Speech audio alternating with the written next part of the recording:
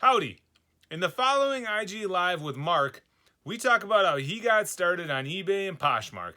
Also, there's a bunch of eBay questions, a bunch of Amazon questions during it, and it was a lot of fun. Mark is a young guy, so we had a lot of topics that we bounced around on, and you can find him on Instagram at MarkStart. Enjoy! There we go. Hey, how's it going, boss? How you doing? I'm doing okay. You're on mobile, hey?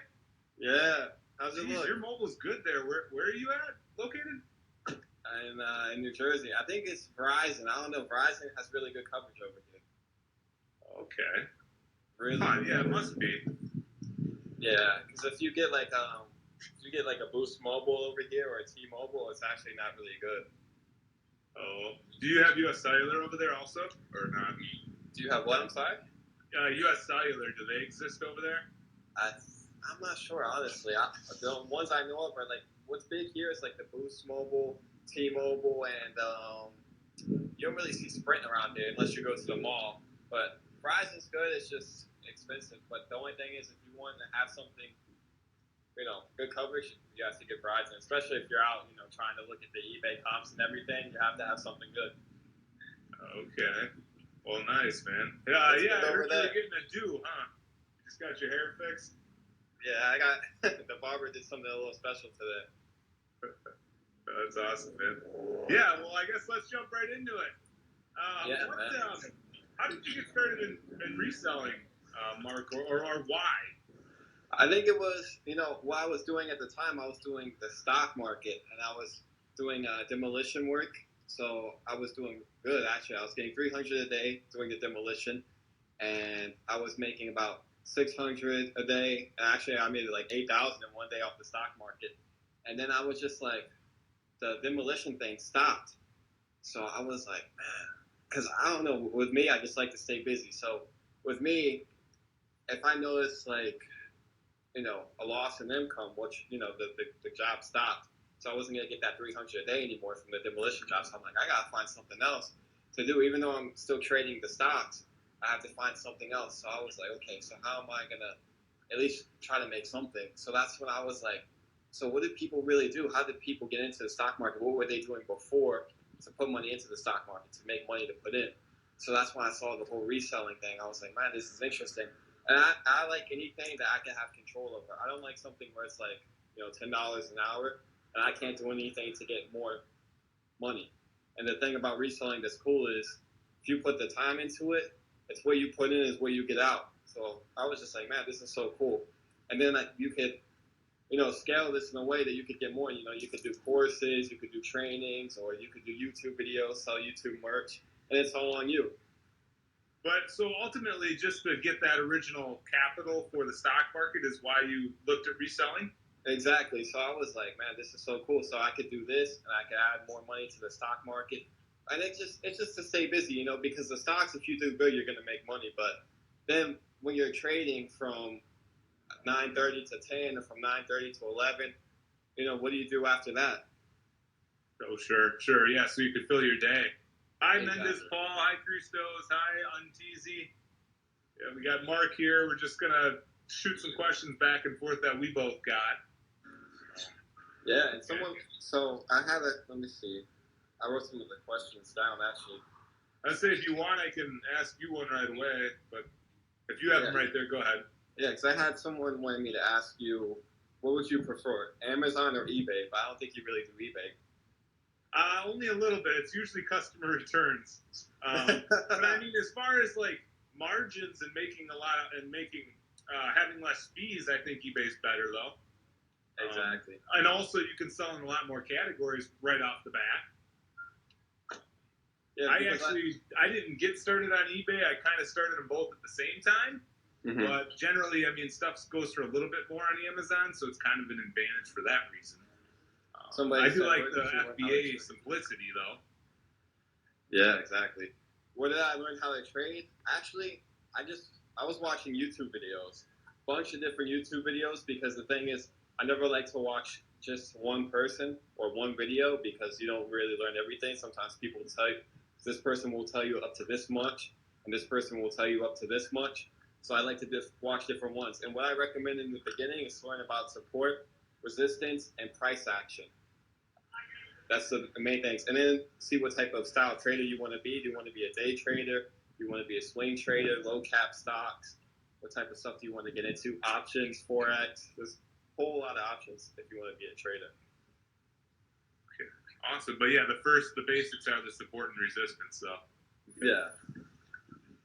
Looks like we had another question in here. I just want to get it before it gets buried. Best way to run the profitable business. Nick Jolin is just curious if it's maybe like patience or volume or finding high margin stuff. Patience, I think everything ties into it.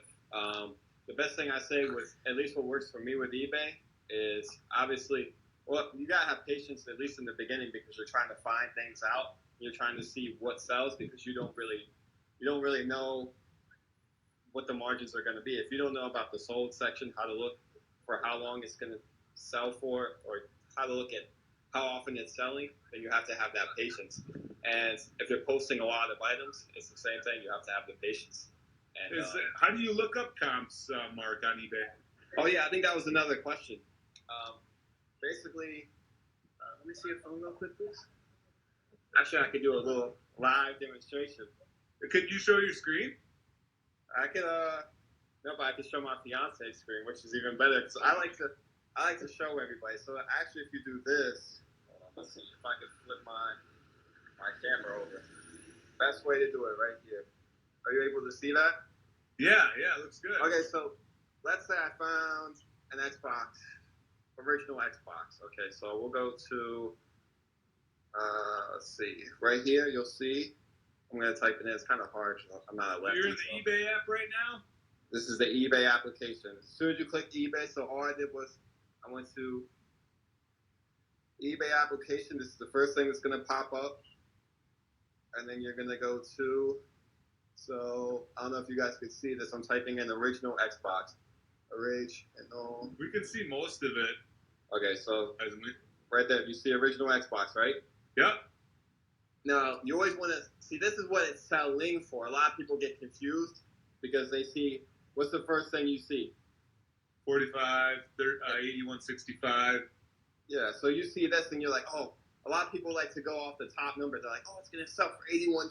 Perfect. I'm going to buy it right now. They want $10 for it. But then if you go to filter, which is right here to the right, so I click filter. I go down, and I click sold. As soon as I click sold, it's automatically going to fill in completed. I don't know if you see that. Yep, we can see that. Okay. So now right here, you see how you get different numbers, right? Yes, $9.99, $41. But you also have to make sure you're looking at this too. See, this is 41, but it's pre-owned. And then you could click, and then you can see, okay, why did it sell for 41? This is what it comes with.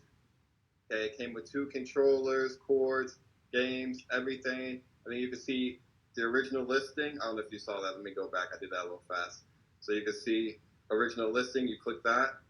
See original listing. And then you can see the description if you want. Oh, sure. So it just gives you an idea. And that was also an auction. You see right here, that was an auction. So it says 10 bids. So if you want, you could even, if you wanted to do buy it now, you could even try to go a little bit higher and see what would happen. Okay. But so, Jen, yeah, you go into advanced, or you open the eBay app, you go into the search function, you go to advanced settings, you click sold, I believe you did, and then enter the data, start looking at the descriptions and actual what it included. Exactly. So a lot of people don't look at this, but I also look at, wow, this is actually Salvation Army who sold it. That's funny. Here's your phone. I actually look at what it's selling for because that's your competition as well. So look at what it sold for previously, but also look at what's current, which is what it's selling for because that's current numbers. Okay. That's your competition, you know? Right, so you have some idea at least. Because I know some of the things within eBay aren't always that accurate. Yeah, exactly. So Thrift Finder, that kind of helps you out there if you are gated in DVDs on Amazon. Maybe you can sell them on eBay. Otherwise, I guess you could maybe get auto-ungated if you sold enough. I can't actually sell DVDs either.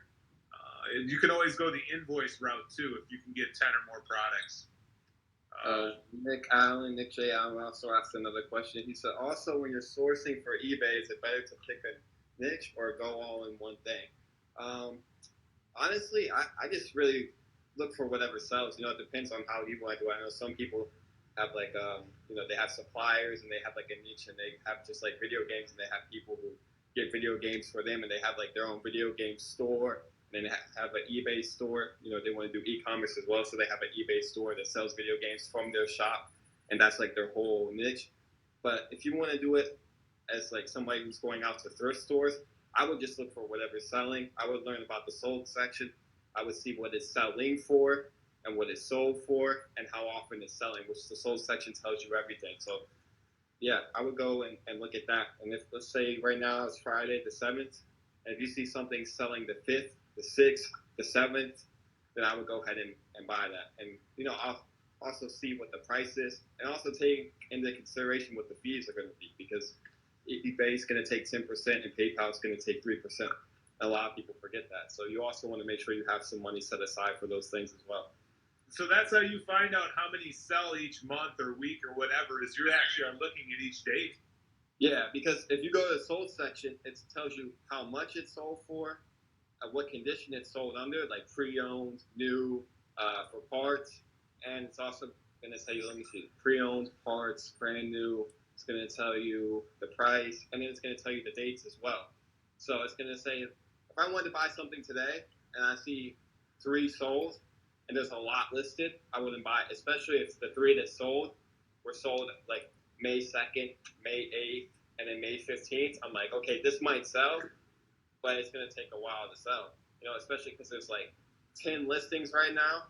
Yep. And they're all listed. And if the item I want to buy is $5 and all the items are listed at 10, I'm like, okay, I'm not really going to make anything because eBay's going to take their 13%. I have to ship the item. Even if they pay for the shipping, what am I going to make? $4, $3? That makes sense. Hi, Hustler. Hi, Progressive Ash. What's going on? Savagery Finds. I see what you're saying. I guess along those same lines, Mark, when you list something, are you listing as buy it new most of the time or buy it now? Excuse me. For me, the majority of the time, 99.9% of the time, it's buy it now, because if you do biz, you won't always get what you want to get. In the beginning, I always did auctions, and that was the mistake that I made. It was just auction, because I didn't know about that sold section. I felt like, some of the things I looked back on, I was like, man, I'm losing money because I'm selling this game, this Super Nintendo game at like bids. I'm getting like $10, and I could have got like 30 or 40. For some people, it's like, oh, I only lost $30, but then that $30 you could go take and buy more items and then make more profit. So you lost out. Sure. Hi, Isaac Quantization. Hi, Mark Scoured. Macy Markets Reseller. What's going on today? Okay. Let me see. So that helps, Mark. And then another question I had was, how do you find products for eBay? Like, do you do any research up front? Like, you pick a niche, or because that kind of ties into another question that was here about picking a niche. Me personally, I look for anything that sells. How do I look for products? Well, really, I have ads I have on Craigslist and the community section. A lot of people don't know that the community section is free. So if you're tight on money, like if you want to get started out and you're really tight on money, you post to the community section and you say something like, what's an example of something I put? If you say something like, really, I just put, before I put like a seller, eBay seller. I just put like, I'm an eBay seller starting out. I'm looking for inventory, if anyone can help.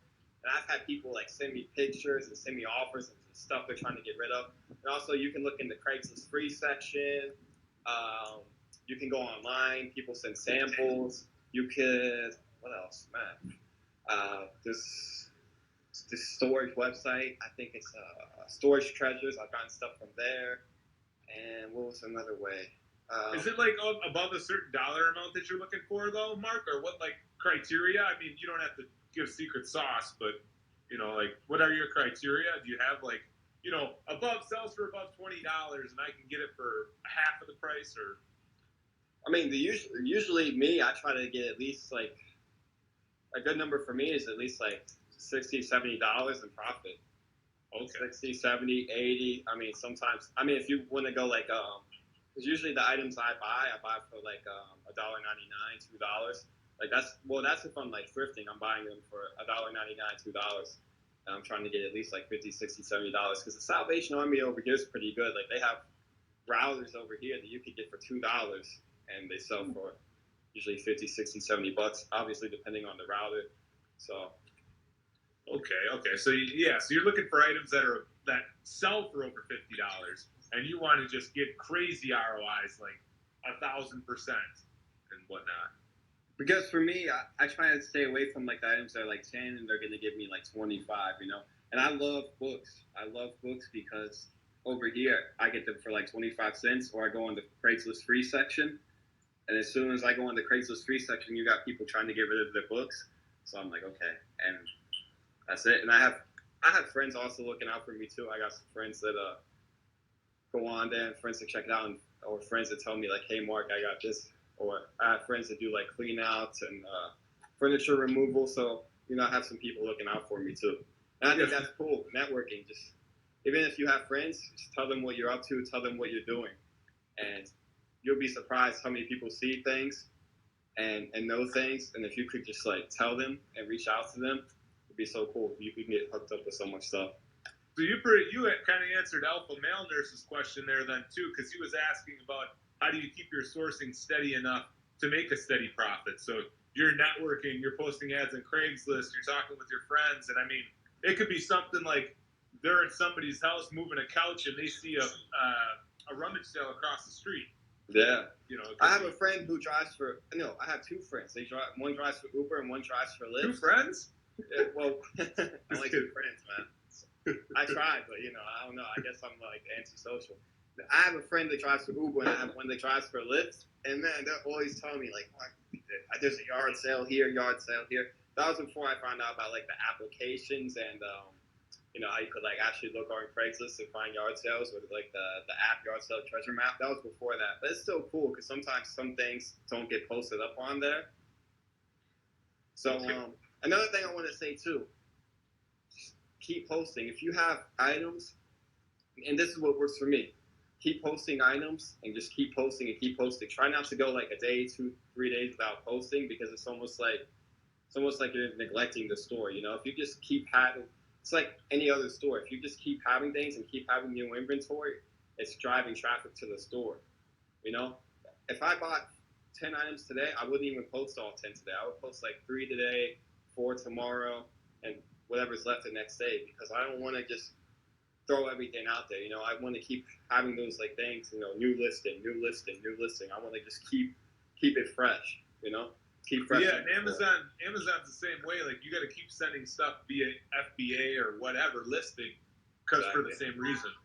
And I know eBay favors those people more, and it's obvious, because why would they want to send traffic to a store that's showing no activity? The store is not showing anything. It's been dead. Nothing's been going on. Of course, you might get like a sale. And it's the same thing. It's like if you play the lottery. What do you have more of a chance to win? If you buy one ticket, or if you just keep getting tickets? You know what I mean? And that's how also you keep making profit every single day, because you have a lot of items listed. So if this doesn't sell, this could sell. If you have like, I think it's once I got to around like 250 listings, that's when I started seeing something every day. Okay. And I've heard the same thing like with merch by Amazon is people just keep putting up different designs and variations of designs and doing that regularly as well. Thrift Finder was just confirming when we were talking about how you gauge the market, in that you go to sold listings as opposed to current offers. And then also they added that you may want to look at the seller's feedback and then confirm the descriptions thing there. Another thing I do too when I post is I make sure I put something in the description. Some people just go with like what's automatically in the description. I think if you're selling something, it will say, let's say I posted brand new train set, brand new Lionel train set. On eBay, it's gonna put automatically in my description, brand new Lionel train set shipped with USPS, priority mail, or whatever you put. But still, I would want to put something, because people like to see something, and also buyers have an option to search based off of description as well. So if you put something in your description, it's almost like hashtags in a way, like on Instagram. It helps you get found, you know. So, and if your hashtags are off, if I'm running like a video game store and I'm putting like hashtag barbershop on Instagram, no one's gonna find anything. So you should think of eBay the same way. Okay, so it's a little bit of knowing SEO, for lack of a better word. Yeah, and the same thing with the title too. I was watching a video the other day. So people were saying like the commas and the apostrophes and all that kind of throws off the SEO on eBay. So I was like, wow, you know, it's just like you just have to always be learning, you know, always be curious. Sure. Hi.com, Drew. Hi, My Finance Outlet. What's going on? JC Files, Jennifer, Alvarez, Ruthie First Class. If you guys have any questions, definitely holler. You also mentioned, you were talking about how, like, you need to constantly list items. Do you also think that they sometimes, hi, Stephanie. Hi, Ruth. Oh, said that one already. You were talking about how you constantly list items. Do you also take them down after a certain amount of time? Because that was one of the other questions that I heard. I think if it's been there, like I was saying before about like stuff that's just like dead, I kind of see it as if you're not posting. You know, if it's just like dead and it's just been sitting there, sometimes it's nice to give it a refresh. Or I've even seen some people promote the item on eBay, like the sponsor post, like even do 2%, and that helps it sell faster because it gets it to the front page. So you could do that. I mean, I think if it's been sitting there for a long time, there's a reason. So I would go back, and sometimes I've done this by mistake. I went to post something, I posted it in the wrong category, and that had an effect on the sale. And I switched the category, and I started getting a lot more views, and then eventually sold for me. So, and I think there's like a time limit too. Like if something's been sitting there, for me, a fast sale, I would say fast sale for me is like a month, 2 months. So if it's been taking like, if you see something like 6 months and it hasn't sold, I would definitely like take a look at it and see what's going on. Flows take longer to sell depending on what it is. So, but if you have like a router that you just bought from like Salvation Army for $2 and you have it posted for like 40, and in the sold section it's got like it's been selling for 60, and you have like $20 better price, then I would definitely see why it's not selling, especially if you have like the better price on it. Okay. So it is quite a bit of research then. Pull it together. What's up? Pull it together from the group.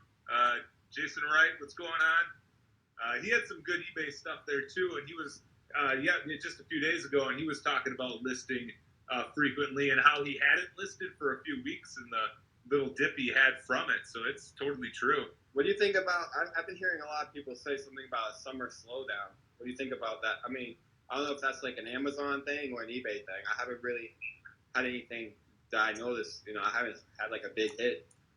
Right, and I've heard it too. I started hearing it about maybe 2-ish weeks ago, and when I look back at last year, anyways, I kind of stayed steady or slightly increased, but it was mostly video games and a little bit of clothes. So I don't know now that there's many more shoes. Mm-hmm. So I'm kind of interested to see, but like I said, I've heard it. I don't know. I don't know. I just haven't experienced it. Yeah, I haven't experienced it. I think sometimes it's not really. I don't think there's a slowdown. I just think I don't know. And I don't really like to say things like this because I know people get mad when I try to like hold people accountable. But I think it's like the people are the ones slowing down. I don't believe in like a summer store slowdown. I think it's like people are slowing down because it's like summer. It's nice out. And, you know, maybe people aren't listing or they're getting like a little like excited for the summer and they want to go to the beach. But no, I think you're absolutely right. And I think having like a variety of categories also helps. You know, video games and toys and shoes and maybe food and household, kitchen. You know, anything like that. It's so cool because it makes your store, like people go to your store and it makes it look like, man, you got some treasure there. You know, if this guy doesn't like this, then you know, you have this and then you have this and you have like different options too. And it's just like, it's so cool because then people are gonna like favorite your store and then they're gonna want to go back. And if they think of something, they're like, wait, let me check on eBay. Oh, I have this guy's store favorite and he's always got different stuff. Let me go check. Maybe he has it. And especially if you're posting all the time, people are going to want to follow you and they're going to want to see what you're about because you always have something new going on. True. So that's kind of a good case to have a variety store rather than a niche store then. It's like on Instagram. Who are you going to follow on Instagram? Are you going to follow somebody who posts once a month, or you're going to want to follow somebody who's like always posting new information. That's actually a really good analogy. You know, that's the same thing with YouTube too, and the same thing if you listen to, I know a lot of people love Gary Vee. If you listen to Gary Vee, you know, what is he talking about? Content. And if you post, if you take that same concept, which works for YouTube, we know it works for Instagram, we know it works for Facebook, and if you take that same concept on eBay, it's going to work out for you, because really the items that you're posting are your content. And if you just keep posting that content, and it's going to work out for you. True, yeah, and you'll have more chances to be seen also. Ruthie First Class is talking about her Amazon seller account has been suspended, and she doesn't know what to do. Oh, nuts. Ruthie, if you can look up why you got suspended, it'll definitely help. I mean, it could be you maybe didn't ship it to them the way they wanted, or maybe you got some authenticity claims. So definitely look it up. For authenticity claims, though, I had to make like a plan of action, basically stating like, here was the problem, here's what I found. You know, I know your customers, you care about your customers a lot, and so I'm honored to service your customers, and so I would like to stay on the platform. So depending on what happens, too. Same thing with eBay. Is that you got to create plans of action on eBay then too if it gets serious? eBay, see, the thing with suspensions on eBay, you know why you got suspended. They send you an email and they send you a message on eBay. So that actually happened to me the other day, because I got a little heated, because basically what happened was a buyer tried to scam me. So what happened was, for eBay, you have two options. And this is, to me, I don't like this, but I guess it works for some people. It's either leave a positive feedback for the buyer or report them. But then the thing is, what do you do if you already called eBay and spoke with them and spoke to two supervisors or two customer service representatives, and they say, oh, well, we can't do anything for you. So that's already reporting them. And then you can't do anything. So what I did was I clicked positive, because I know it's going to let me click positive, but then I could leave a comment. So I clicked leave positive review, and I put for the comment, I was like, beware this, I described the scam. And then what happened was the buyer called eBay, and then eBay suspended my account for 3 days, couldn't buy or sell. But then I just called eBay, and I got it worked out. Okay, so in the end, was it just a matter of talking about eBay about what happened, and they came on your side? Yeah, they just told me, and it was so funny. I wish I would have recorded this. I spoke to the representative right in front of my girl, and I was like, yeah, I didn't know about this. Oh my God, I'm so sorry. And they're like, yeah, we don't want anyone leaving negative feedback for buyers. I was like, well, why not? Buyers, they do things wrong too. I can't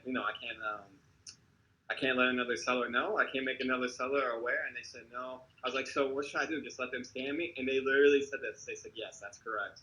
I was like, so you're out the scam and the money?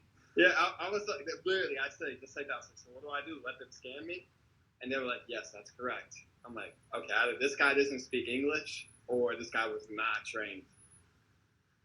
But because of having that conversation, though, you at least got your selling privileges reinstated? Yeah, he was like, okay, so this is the last time we're going to be able to do this for you. We're doing this as a courtesy. And when you hear as a courtesy, that means like, basically they're saying, okay, we're doing you this favor. We shouldn't be doing this. So I was like, wow. So, okay, you get scammed. On top of that, eBay doesn't do anything for you. And then you can't even make other people aware. So I kind of, I didn't really like that aspect of it. But I was just like, oh, well. And I know one of the things when I was selling on Amazon for long enough is I realized that they were more buyer-oriented. And eBay was a little more seller, but it's been switching, hasn't it? Yeah, I read a comment on a YouTube video the other day. This guy was like, he said something about, man, the buyers, everything's about the buyer. And this guy was like, yeah, it's about time, because the sellers were the ones doing the scams before. Now we're making a comeback. I was like, oh, okay, I didn't know it was a competition. It's going to scam who? Well, everybody's got their opinions too. Someone that was actually a question I got. Someone was asking me about what are the difference between the scams on eBay and Amazon. Okay. Well, that's nice. That works for that too. For Amazon, you don't get scammed too much. I mean, sometimes you wonder where some of the feedback comes from. Not saying that there's other sellers doing it, but there could be. I know it's more prevalent with scams and like private label. With if you have like a private label product, what they'll do is they'll leave a flurry of like positive reviews, and then that triggers a response. Or they can claim that your product's inauthentic and try to shut you down for at least a couple days. So let's say the market is a knife that oscillates back and forth and has a circular blade. I don't know. And so maybe there's only 3 sellers. Well, if you knock out one, then there's still 2 guys left. And I forgot the last scam, but it's something along those same lines. So there's a little bit of that. Otherwise, the seller feedback, and maybe somebody buys a product and says like something's wrong with it, so they can get it for free. But if they do that enough that's times, eBay too. That's eBay. eBay. I mean, if they do it enough times, they'll get caught. Hi, Kevin Reed. Hi, the Funky Cold Medinas, Family Joyride, the CNG bus. How are you guys doing? Yeah, for eBay, I think we see that scam too. They buy it, and then the popular thing on eBay is not as described. So people try to use that not as described thing, or what was the other one? The eBay money back guarantee.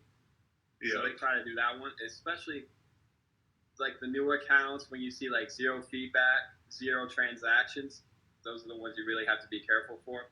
And then there was another one where you send an item, they send something back, but they don't send back what you sent to them. Or they have one already at their house. Like this happened to my friend with a pair of Beats. So he sent a pair of Beats, and then he got back the guy's pair of Beats that didn't work. So. Okay. See, that happens sometimes when I pull returns from Amazon.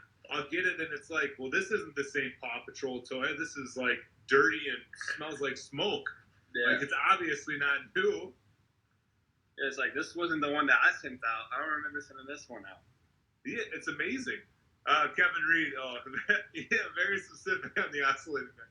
Totally I don't made know up, if you use Macari, but Macari, that happens too. But it's a different way to do it. Okay, so you could get scammed on Macari. Oh, yeah, Macari. Whew. Oh, that's right, College Picker. He had the stolen iPad or whatever.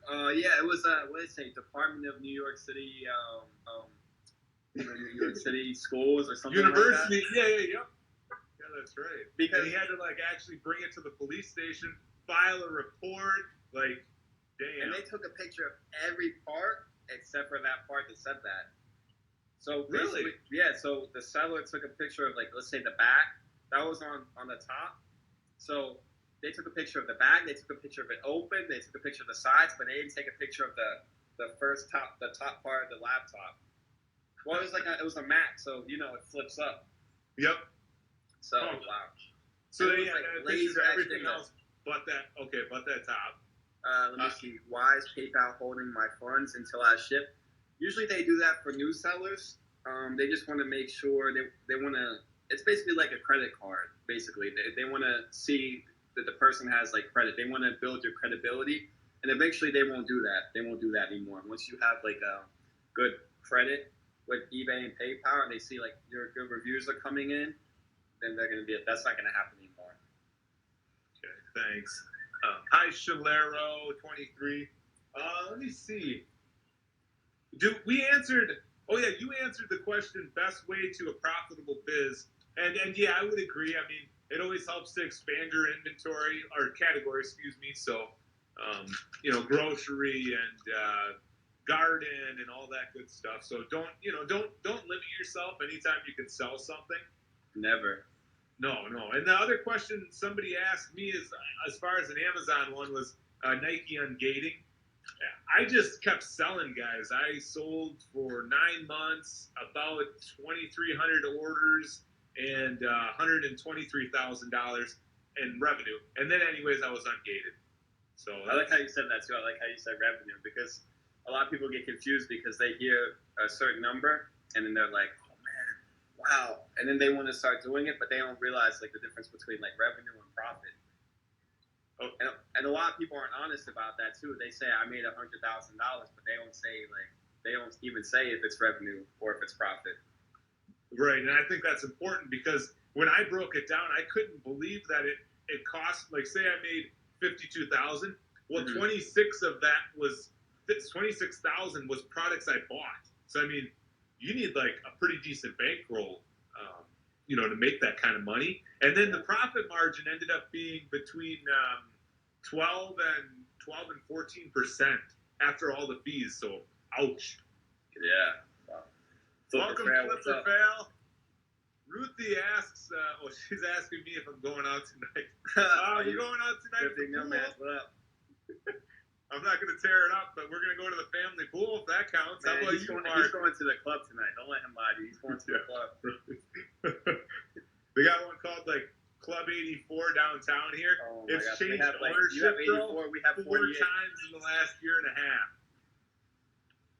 4 times.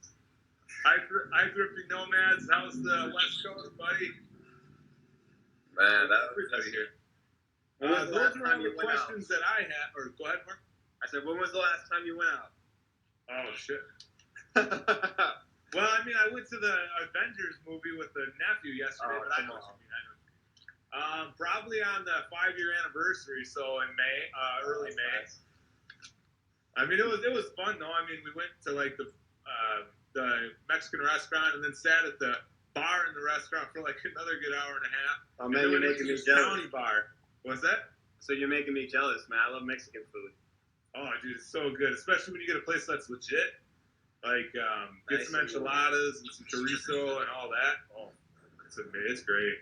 Oh man, I miss You had an ethnic thing on your story the other day. So your ethnicity, since you're talking a little bit about that, was mostly Scandinavian. Yeah, it was Scandinavian. I was surprised. It was like 1% Jewish. It was 9% African.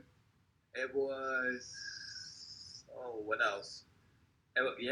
Part Irish, Welsh, Scandinavian, and then Iberian. I was like, wow. Dang. Was that one of those DNA tests? Yeah, it was. What was it called? MyHeritage.com. MyHeritage. Okay. And I think they have a discount right now. Actually, it's like $50 for the test. They send it to you. You just swab your mouth, and you put it inside the tube. You send it back to them, and the whole process takes about a month, give or take. But it's so worth it. It's so cool, man. So cool. Technology today is crazy. Absolutely. Hi, Abdina. There we go. Abdina's official. Thrift and Nomads. What's going on? Oh yeah, I said that earlier. Mel Moji. Oh hey, by the way, Mel, did you forget your other IG account? Because I thought I had another Mel, and then I saw this, and I'm like, I wonder if she just forgot the password and created an entirely new one. So, just curious. Did you have any questions on your side though, Mark? Because I got through mine, and I think we got through them in the group. There was one more. There was some more. I should have wrote it down. I think someone asked if you used a scanner. I think it was. Oh, okay. Yeah, I use Scoutify too for most of the retail arbitrage items at the store, and then of course the Nike outlet that really comes in handy. For books though, it was no good because it only really shows you the new FBA offer, so it wasn't very good for books, and I was struggling. I literally would like scan a book, and then I have to click on the Amazon listing, go to all listings, filter by FBA, and look at the lowest FBA. It was complete murder. So for that, I guess they recommend. Kaylee said Scout Lee. Scout Lee, I think, is the one. So Scoutify Alpha Mail Nurse. They charge, I believe, $30 a month for Inventory Lab, and then you also get that on the back end with it. Let me see. Hold on. The first one, Kevin Reed, was Scoutify 2 that I use for retail stores and also Walmart. And then for the books, like I was saying, you got to have Scoutly or something. And let me ask, what rank? Oh, good. There was another one. Hold on. It was. What do you So think? we got shot by like a flurry of hearts and then by questions. Let me see. What was it? Let me see. It was what do you think are the best platforms to sell on? Best platforms. I mean, That's a hard one. I like the customer base at Amazon. It's huge. And then I wish I could get into StockX by finding the right shoes, but it sounds like a serious. Oh, there's your girl. It sounds like a serious opportunity. Hey, you got him more used to the camera now. Yeah. You're like, tell them what are the best platforms to sell on. What is the best platform? No, ask him. No. What? Answer the question. What are the best platforms to sell on? Mercari, because you don't need Mercari. you don't need to pay the fees. Mercari, yeah. Forget Mercari's 10%. But the cool thing about Mercari is Mercari tells you they do the math for you. So there's, I see a lot of complaints about eBay with the whole like the surprise fees for the new sellers.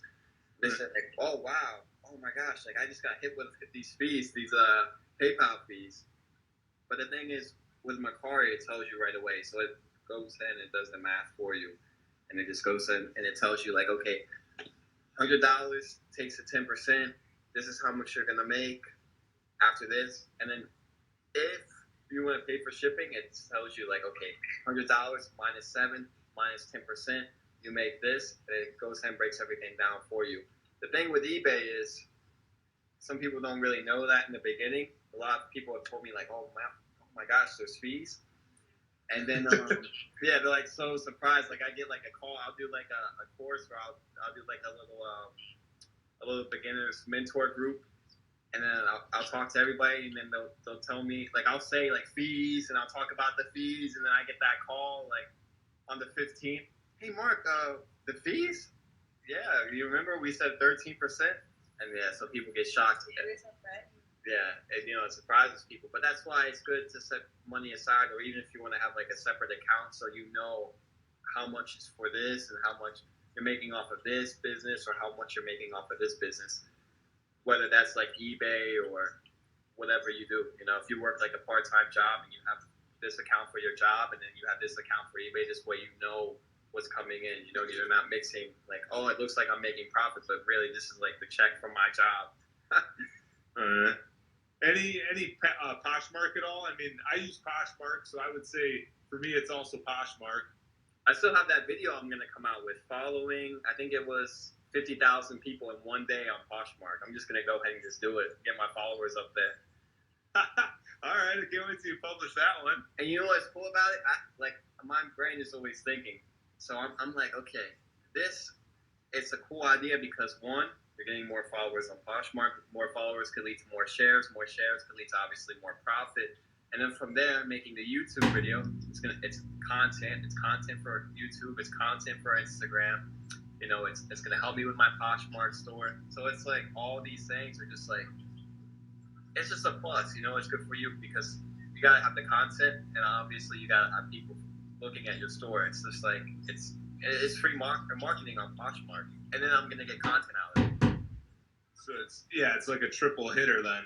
Yeah, so it's just like a win-win. I love to put content out there. I just love for people to see it, for people to get inspired, because a lot of people think that you have to know everything to start putting out content, which in reality you never know everything because eBay's always changing, Amazon's always changing. That's how they're around for so long because they're changing. And if you're not putting out, content, then it's just like you're kind of falling behind. So you don't have to worry about knowing everything. You could be the person documenting the journey. People like to see that. They like to see like, oh wow, okay, so he started here and then he did this, and they want to see like that story, and it makes them believe that they could do it too. Sure. No, I think the stories are powerful. I mean, that's kind of the way that I treat it as. They're shorter videos, but same concept. The Funky Cole Medina said he remembers when Mercari was free, so it actually started that way. You also had a question I missed here. It said, what rank do you use as your cutoff for shoes? And, it recently changed because I'm trying to move into a little faster selling products. It's actually at 50,000 now instead of 100,000. Welcome, Zero World. Welcome, Marcelica. No, don't be scared. So as far as you, what kind of pet are you getting now? Are you getting a dog? Oh or a sheep? my gosh. What kind of pet do you want? Oh my god. No, answer the question. Now, a dog. A duck. No. Right, what pet do you want tomorrow? Don't run from the camera. What pet do you want tomorrow? I know. Today it's a It's duck. like camera tomorrow- torture. Oh No, my gosh. sorry, I missed what you said. Today it's a duck. Tomorrow it's a pet deer. Yeah. What do you think about that? A pet deer? Is that normal? What do you guys think? Comment below. Is a pet deer Yeah. normal? Is that a normal Yeah, pet? yeah. to Let me have? know if you heard any weird pets. In TikTok. Where did you see a pet deer? Where did you see it, baby girl? In TikTok, they have fake deers. A pet deer. That's a new one. I never heard of a pet deer. But I mean, does it live for a while? Like, or does it Yeah, like have a they live. short life? What's the life expectancy of a pet deer? A deer in captivity. There we go. We'll say like for the fancy people, a deer in captivity. What's the life expectancy? Pull it together with saying vintage on Etsy. The fees are 3%. Sometimes she actually pays her eBay fees early. That's pretty cool. I know people that sell T-shirts on Etsy. Hi Jess 4X or 4Kick, my bad. DD155. The minimum profit of a 50K rank. Oh, so dollar amount too. I mean, my Scoutify 2 is always set to 40%. But I would say on average on a pair of shoes, I probably make $14 profit. If I looked at my inventory lab, that is. I need to get. Do you have any average minimums, Mark, for profit? I try not to go below like $50 in profit. I try not to go below that. No. Okay, so you are like pretty stuck with $50 then. I mean, on an offer or something, you might go a little bit behind. If I get like a best offer and it's been like sitting there for a long time, I try not to be. I also try to think about the customer as well because I don't want to be like that stubborn guy who's like, no, he's not going to get that deal. No, I don't want to be like that because then it's just kind of like then you're forgetting the whole point of business. It's like you don't want to have like you don't want to throw your feelings into it. You want to think about the customer and like even customer like you want to build that reputation with the client.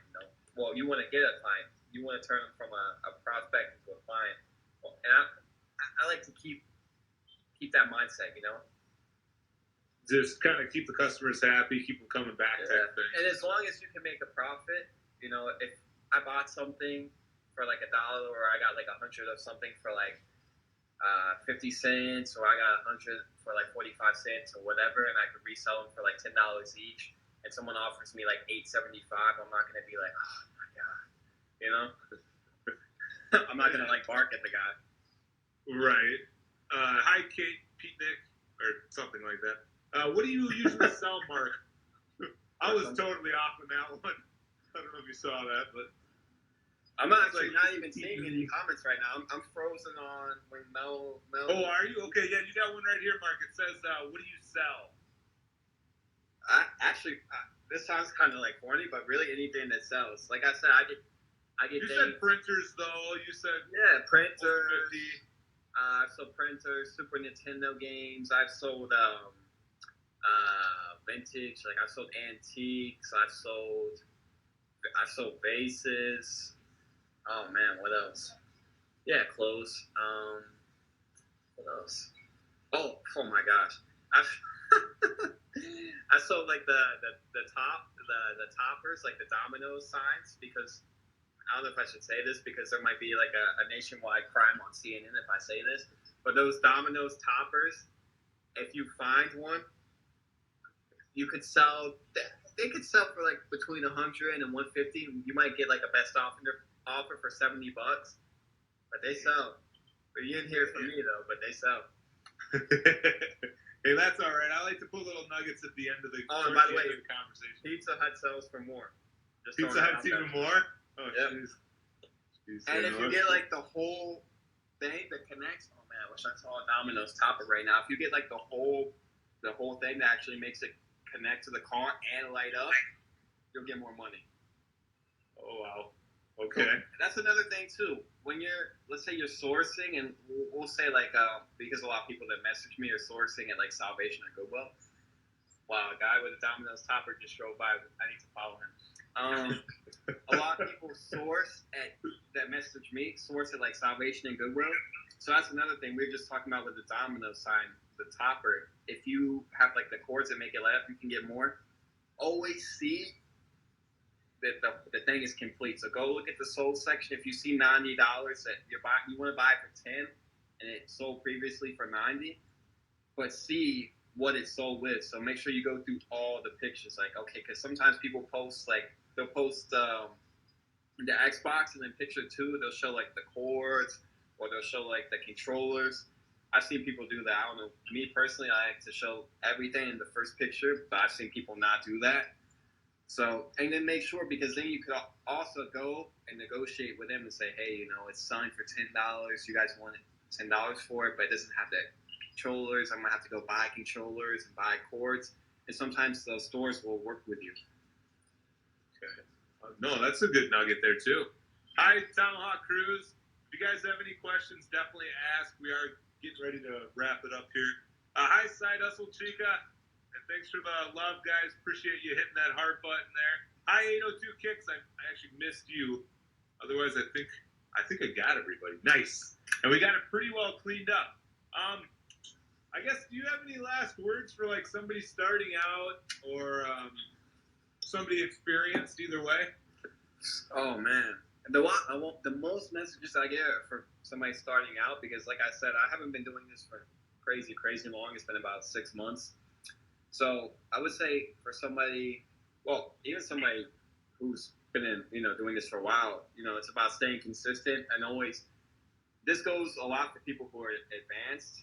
Keep your mind open and never think that you know everything just because, you've done something for like a year, 2 years, 3 years. And somebody in the beginning too, just keep that open mind, because as soon as you start to think that you know everything, that's when you start to like fall off.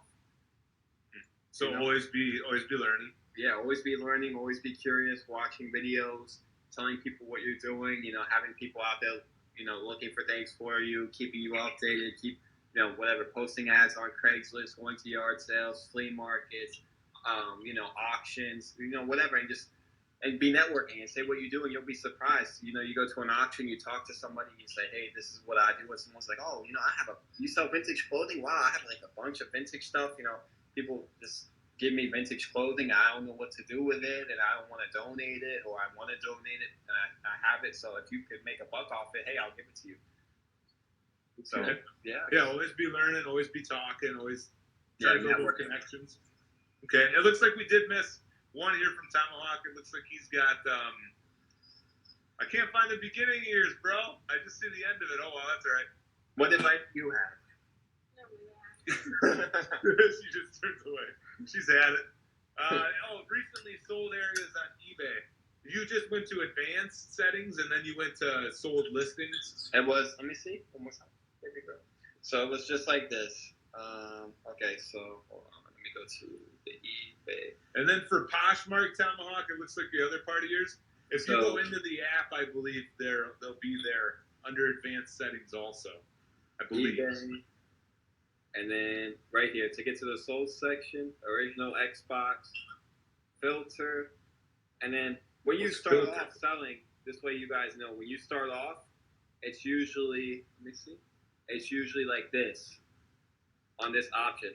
So right here, you notice how you don't see sold. You actually have to go all the way down, show more, and then you'll see it right here. Then you click sold, and then right there you see what it's selling for. And then right here is where you see the dates. 6/7, 6/7, 6/7. So I would feel comfortable making that purchase because look, so many have been selling, and frequently too. 6/7, 6/7, 6/7. Dang. And then make sure you look at different variables also. This is the black Xbox, and this is the green, the clear green. Nice. Can't talk today, but there you go. We all have our episodes. So yeah. Pull it together set for Posh. It looks like you got to turn off your size, and then it will hide some of those options. Okay. That's where I had to learn. That's the one. That's the one I need to learn. The Poshmark. Well, like you said, you're gonna hop on and record a video on 50K followers. It's gonna be a crazy day. That is. I wonder if it'll let me do it because I know on Instagram if I tried to follow 50,000 people right now, it wouldn't happen. So right. I wonder if Posh has a limit. I wonder. But hey, we'll find out. 50,000. Yeah, I'm looking forward to it, man. Yeah, well, thanks for getting together though, and I'm glad you got your girl on here a few more times. I'll be interested to see that deer. And He's waiting for the deer. Or today it's a deer. Don't forget, today it's a deer. Tomorrow it's a duck. A donkey. Hey man, but thanks for having me on, man. I really appreciate it. I hope I got to answer everybody's question, and man, it's awesome. Yeah. If you guys have any other questions, definitely holler at Mark or I. Appreciate you guys. Well, man, JD, thank you so much, man. Say bye. Peace. Bye. Bye.